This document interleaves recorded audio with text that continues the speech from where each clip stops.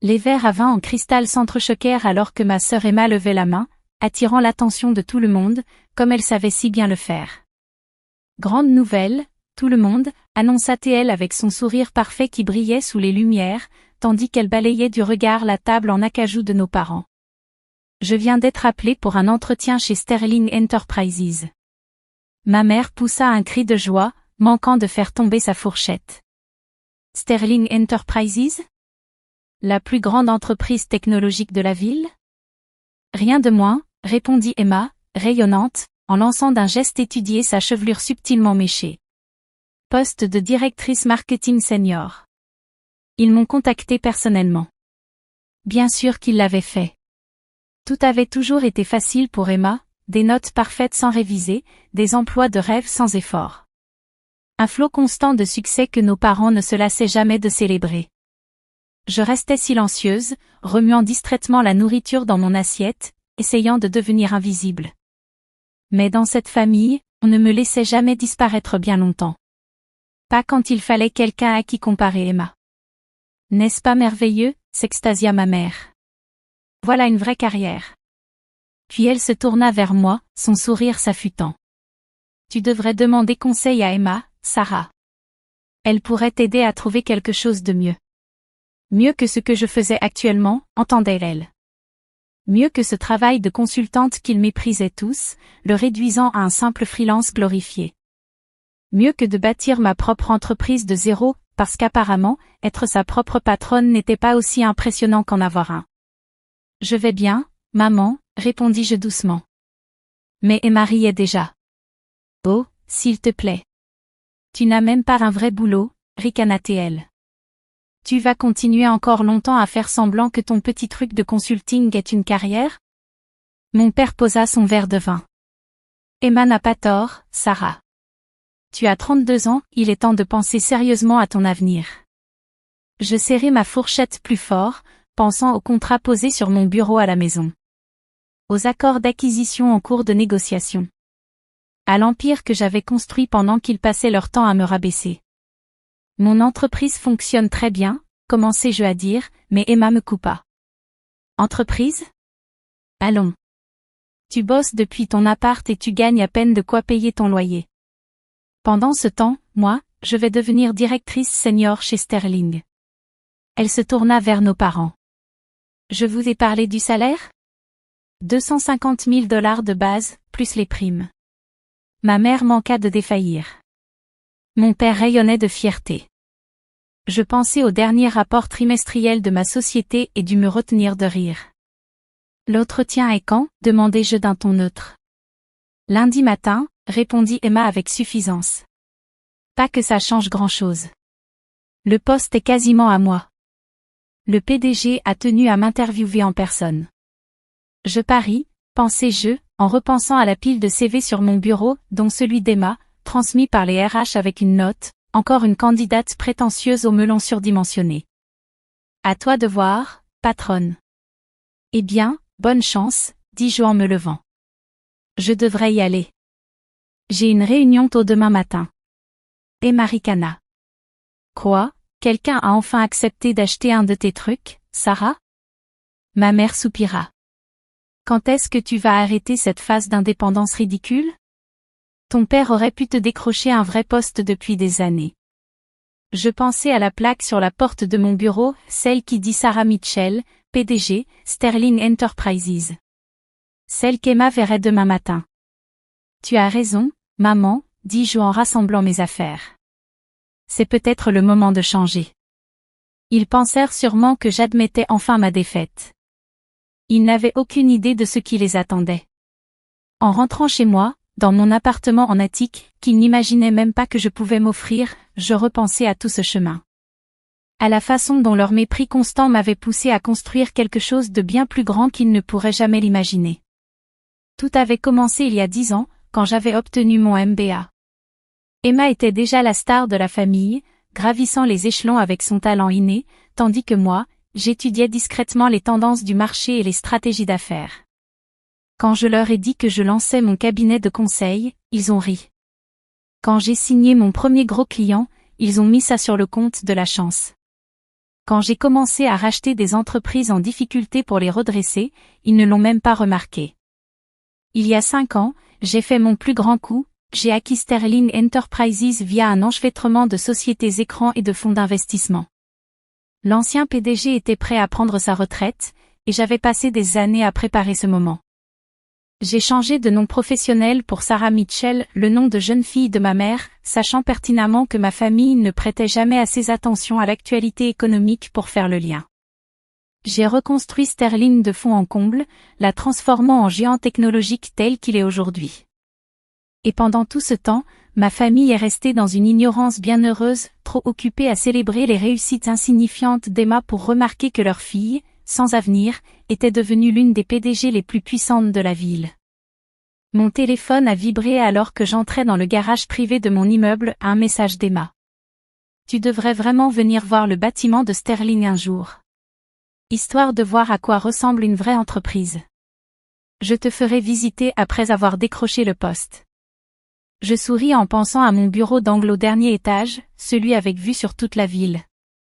Celui dont Emma rêvait dans sa lettre de motivation. Demain promettait d'être intéressant. Dans mon appartement, je relus une dernière fois le CV d'Emma. Sur le papier, il avait fière allure, une bonne formation, une progression de carrière régulière, des références solides. Mais j'avais fait mes recherches.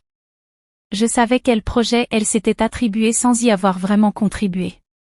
Quelle subordonnée elle avait sacrifié pour se faire bien voir.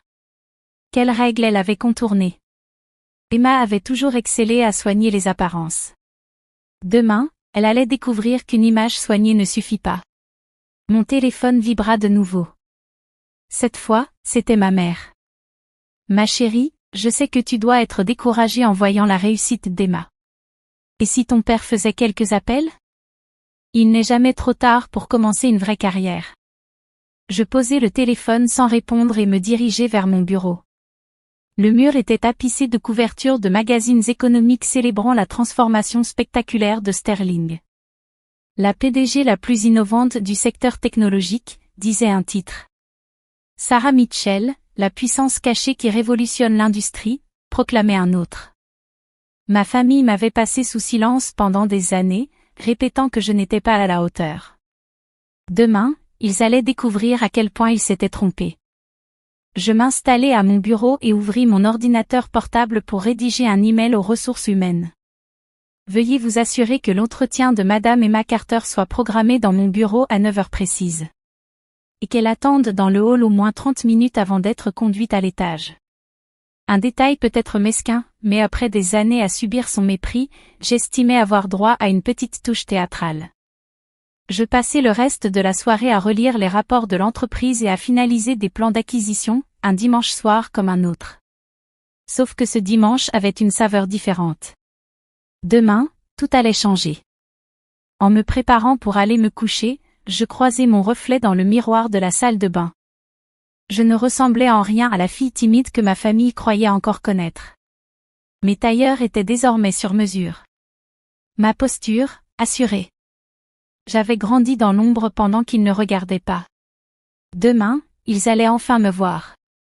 Et j'avais hâte que le spectacle commence. Le lundi matin arriva avec un frisson d'anticipation délicieuse. Je me tenais dans mon ascenseur privé, montant vers le dernier étage de Sterling Enterprises, observant la ville s'éveiller à travers les parois vitrées. Mon tailleur Armani était impeccable, mes talons résonnaient avec autorité sur le sol en marbre lorsque je sortis.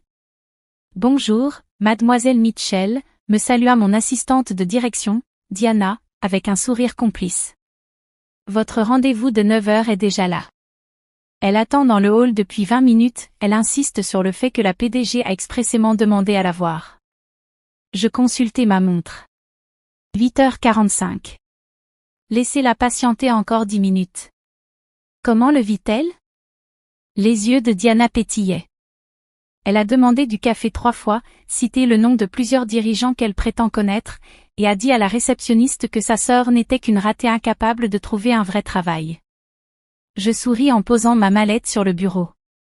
Parfait. A-t-elle remarqué les unes des magazines? Non, répondit Diana avec un rictus. Elle est trop occupée à parler de ses compétences en marketing à qui veut bien l'entendre. Typique d'Emma, si concentrée sur son propre récit qu'elle en oubliait de regarder autour d'elle.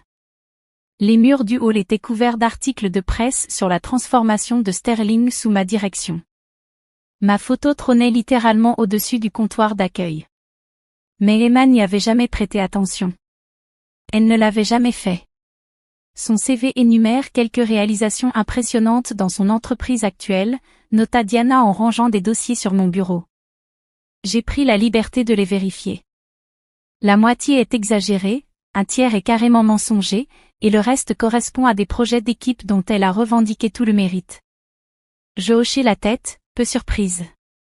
Comme au lycée. Tu te souviens de cette expo science qu'elle a gagnée?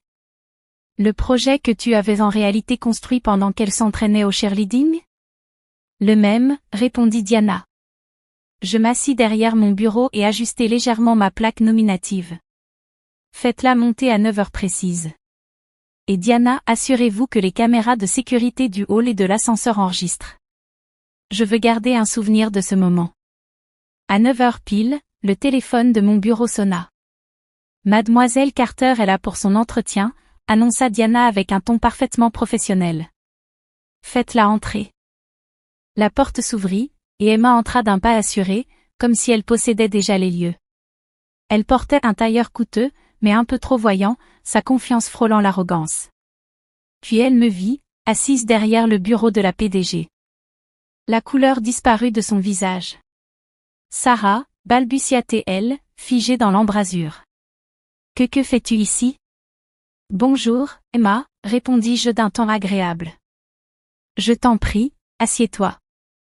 Nous avons beaucoup à discuter concernant ta candidature au poste de directrice marketing senior. Elle ne bougea pas, sa bouche s'ouvrait et se fermait comme celle d'un poisson hors de l'eau. Mais je suis censée rencontrer Sarah Mitchell, la PDG. Je souris, désignant la plaque posée sur mon bureau. C'est moi. Sarah Mitchell. Anciennement Sarah Carter. Bien que je ne sois pas surprise que tu n'aies pas fait le lien. Tu ne t'es jamais vraiment intéressée à ce que je faisais. Emma s'effondra dans le fauteuil en face de moi, sa parfaite maîtrise se fissurant. C'est impossible. Tu es juste une consultante. Tu travailles depuis ton appartement. En réalité, dis-je en m'appuyant contre le dossier de mon fauteuil, savourant l'instant, je possède cet immeuble. Et plusieurs autres. Sterling Enterprises est ma société depuis 5 ans. Je sortis son CV. Bien.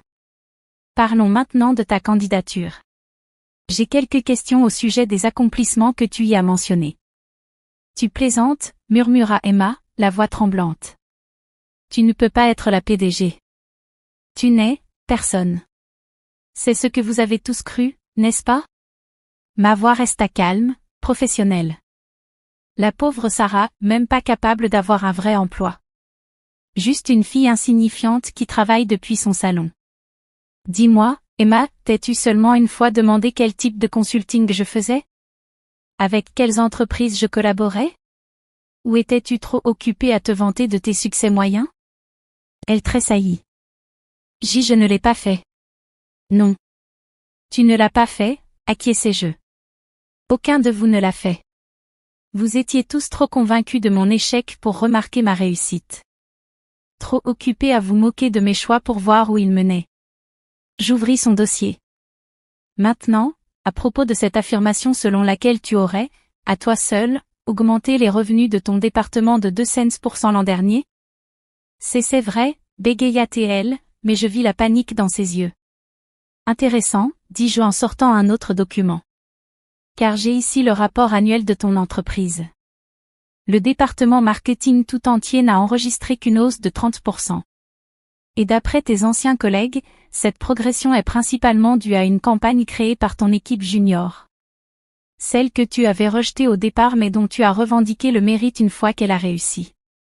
Le visage d'Emma passa du blanc au rouge. Tu m'as enquêté? J'enquête minutieusement sur tous les candidats au poste de direction. Nous avons des standards très élevés chez Sterling. Je souris. Des standards qui privilégient les véritables accomplissements à l'autopromotion. À ce moment-là, mon téléphone vibra. La voix de Diana retentit dans le haut-parleur. Madame Mitchell, vos parents sont dans le hall d'entrée. Ils insistent pour vous voir. Évidemment. Emma avait sans doute couru leur envoyer un message dès qu'elle m'avait vue. Faites-les monter, répondis-je calmement. Je pense qu'il est temps de tenir une réunion de famille. Emma se tortilla nerveusement sur son siège. Sarah, écoute, à propos d'hier soir, de tout ce que j'ai pu dire. Épargne-moi ça, la coupe et je. Je ne suis pas intéressée par des excuses dictées par la peur. J'ai passé des années à t'entendre me rabaisser. Maintenant, c'est à ton tour de t'asseoir et d'apprendre qui est réellement ta sœur ratée. La porte s'ouvrit brusquement. Mes parents firent irruption, leur visage un mélange de confusion et de colère. Sarah, s'exclama ma mère. Qu'est-ce que cela signifie? Que fais-tu dans le bureau de la PDG? Bonjour, maman, répondis-je d'un ton glacial. J'étais en train d'examiner la candidature d'Emma. Vous voulez vous joindre à nous? Nous discutions de l'importance de l'honnêteté et des vrais accomplissements professionnels. Le visage de mon père vira au rouge. Arrête immédiatement ces enfantillages. Tu te rends ridicule et tu humilies ta sœur. Je me levai lentement, laissant mon autorité emplir la pièce. Non, papa. Pour une fois dans ta vie, tu vas m'écouter. Vous allez tous m'écouter. J'appuyai sur un bouton de mon bureau, et le mur de fenêtre derrière moi se transforma en un écran affichant la croissance financière de Sterling sous ma direction. Bienvenue dans mon entreprise. Celle dont vous entendez parler au club de golf. Celle où Emma rêve désespérément de travailler. Celle qui fait la une des journaux pendant que vous étiez trop occupé à me mépriser pour vous en rendre compte. Il fixait les chiffres, les accomplissements, l'empire que j'avais bâti sous leurs yeux fermés. Bien. Je me rassis. Parlons maintenant de ce qui fait réellement le succès en affaires. Commençons-nous par l'intégrité, ou par la vraie compétence? Le visage d'Emma se vida de toutes couleurs. Elle comprenait que cet entretien allait devenir très, très inconfortable. Et nous ne faisions que commencer. Le silence dans mon bureau était assourdissant alors que ma famille fixait les projections financières sur l'écran, 10 années de croissance, des milliards en acquisition, ma photo en couverture de Forbes, Fortune et Business Weekly. Tout ça, c'est à toi, murmura ma mère en s'effondrant dans l'un des fauteuils en cuir. Chaque parcelle, confirmai-je en me levant pour contourner mon bureau. Le cabinet de conseil que vous tourniez en dérision? Ce n'était que le début. Pendant qu'Emma se vantait de ses postes de marketing de niveau intermédiaire, j'achetais et transformais des entreprises en difficulté. Pendant que vous déploriez mon absence de vrai travail, je construisais un empire. Mon père, toujours prompt à se mettre en colère, retrouva sa voix en premier. Pourquoi ne nous as-tu rien dit? Pourquoi ce secret? Je ris, mais sans aucune trace de gaieté. Vous dire? Comme lorsque j'ai tenté de vous parler de mon premier gros client? Ou de ma première entreprise redressée avec succès? Ou de toutes mes réussites que vous avez balayées d'un revers de main parce qu'elles ne correspondaient pas à votre définition étroite du succès? Emma se tortilla sur sa chaise, mal à l'aise. Sarah, si nous avions su. C'est précisément ça, la coupe et je. Vous ne vous intéressez à moi que maintenant à cause de ce que j'ai construit, pas à cause de qui je suis.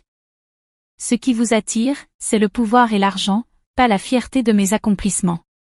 J'appuyai sur un autre bouton de mon bureau. Une vidéo de la caméra de sécurité du dîner de la veille apparut à l'écran. La voix moqueuse d'Emma emplit la pièce. Même pas fichu de trouver un vrai boulot. Stop, supplia Emma, le visage en feu. On a compris. Vraiment, me tournai-je vers elle. Parce que je t'ai vu bâtir ta carrière sur des exagérations et des idées volées. J'ai parlé à tes anciens collègues, à tes soi-disant références.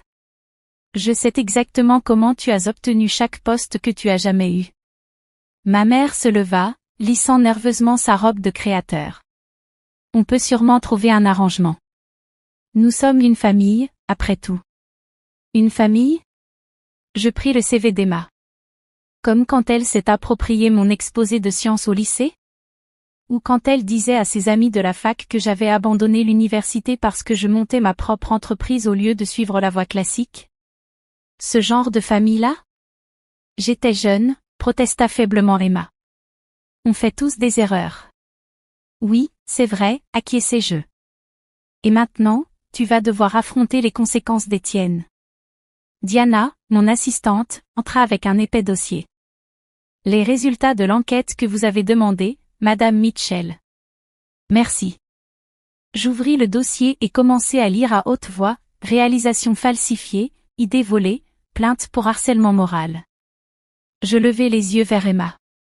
Tu pensais vraiment que rien de tout cela ne ressortirait lors de notre vérification d'antécédents? Le visage d'Emma pâlit. Ces accusations n'ont jamais été prouvées. Parce que papa a fait taire chaque enquête avec ses avocats, terminai-je pour elle. Mais chez Sterling, nous prenons l'intégrité très au sérieux. Nous vérifions minutieusement tous les candidats au poste de direction. Mon père s'avança, le visage de négociateur d'affaires en place. Sarah, on pourrait discuter de tout cela en privé, en famille. Vous avez perdu ce droit hier soir, répondis-je calmement. Quand vous avez laissé Emma se moquer de moi. Quand vous avez insinué que j'avais besoin de votre aide pour trouver un vrai travail. Quand, une fois de plus, vous avez montré que rien de ce que je fais n'est jamais assez bien. J'appuyai sur un nouveau bouton. La porte du bureau s'ouvrit, et Harold Bennett, mon directeur juridique, entra. Harold, veuillez expliquer à ma famille les conséquences de fournir de fausses informations sur une candidature chez Sterling Enterprises. Harold ajusta ses lunettes. Falsifier des qualifications ou une expérience sur une candidature à un poste exécutif entraîne un rejet immédiat et peut donner lieu à des poursuites judiciaires, notamment si les anciens employeurs souhaitent réclamer des dommages pour diffamation ou vol de propriété intellectuelle. Emma s'effondra complètement. Tu ne ferais pas ça. Tu ne peux pas. Je ne peux pas quoi, demandai-je doucement. Protéger mon entreprise contre quelqu'un avec un passé de malhonnêteté? Faire respecter nos standards éthiques? Ou tu insinues que je devrais te faire un traitement de faveur parce qu'on est de la même famille? Sarah, je t'en prie, supplia ma mère.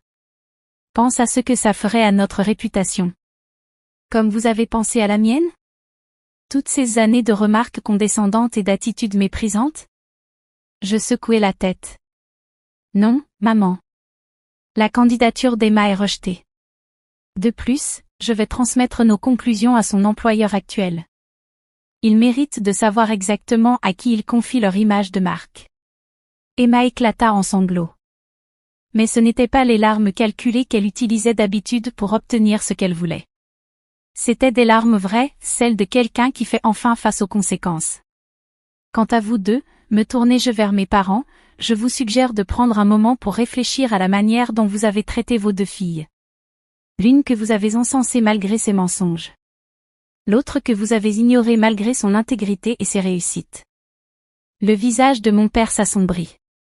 Tu prends plaisir à nous humilier, hein? Non, papa. Je ne prends aucun plaisir à ça. Je fais ce que vous auriez dû faire depuis longtemps, demander des comptes à ceux qui les méritent. Je marchai jusqu'à la fenêtre, contemplant la ville dont je possédais désormais une partie. Tu sais ce qu'il y a de pire? C'est que si l'un de vous avait montré ne serait-ce qu'un soupçon d'intérêt sincère pour mon travail, vous sauriez déjà tout ça. Mon nom complet est dans la presse économique depuis des années. Mais vous étiez tous trop convaincus de mon échec pour remarquer mon succès. Je me retournai vers eux. À présent, j'ai une réunion du conseil à préparer. Harold va vous raccompagner. Emma, tu recevras une notification officielle de notre décision par écrit. Je te suggère de considérer cela comme une occasion de réfléchir à toi-même. Sarah. Tenta ma mère une dernière fois, nous sommes toujours une famille. On peut surmonter ça. Je me rassis à mon bureau en prenant un rapport. Nous serons toujours liés par le sang, maman. Mais une famille? Cela exige du respect, du soutien, et de l'amour. Des choses que vous ne m'avez jamais offertes. Maintenant, si vous voulez bien m'excuser, j'ai une entreprise à diriger. Ils partirent en silence. Les larmes d'Emma coulaient encore, et et l'orgueil de mes parents s'était brisé en miettes quand la porte se referma derrière eux. Diana entra avec une tasse de café. « Vous allez bien ?» demanda-t-elle doucement. Je pris une profonde inspiration, en regardant la photo de famille que je gardais dans mon tiroir, pas celle de mes parents ou d'Emma, mais de mon grand-père, le seul qui avait cru en moi dès le début. « Tu sais quoi, Diana ? » ? « Oui. Pour la première fois depuis des années, je vais vraiment bien. » Au cours des mois suivants, les dynamiques familiales changèrent radicalement. L'employeur actuel d'Emma ouvrit une enquête sur ses réalisations passées, ce qui mena à sa démission. Mes parents cessèrent de paraître dans les pages mondaines, leur statut social fut terni par la révélation qu'ils avaient rejeté leur fille brillante tout en couvrant celle qui trichait. Je me concentrai sur mon travail, continuant de faire grandir Sterling pour en faire une entreprise encore plus solide. Le monde des affaires ne tarda pas à s'emparer de l'histoire, celle de la PDG secrète qui avait dissimulé son succès à une famille qui ne la soutenait pas. Elle devint un symbole, celui d'une détermination silencieuse triomphant sur une médiocrité bruyante. 6 mois plus tard, je reçus une lettre d'Emma, pas un email ni un message, mais une lettre manuscrite de pardon.